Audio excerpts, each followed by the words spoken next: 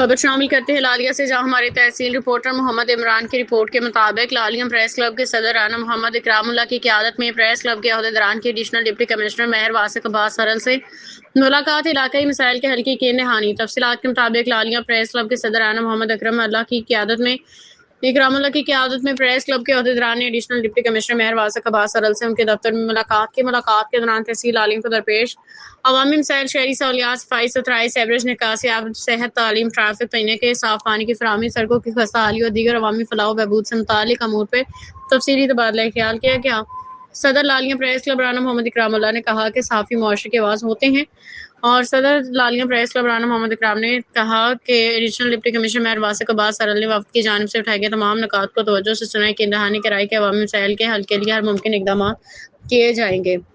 انہوں نے کہا کہ ضلعی انتظامیہ عوام کو بہتر سہولیات کی فراہمی کے لیے بھرپور کردار ادا کر رہی ہے۔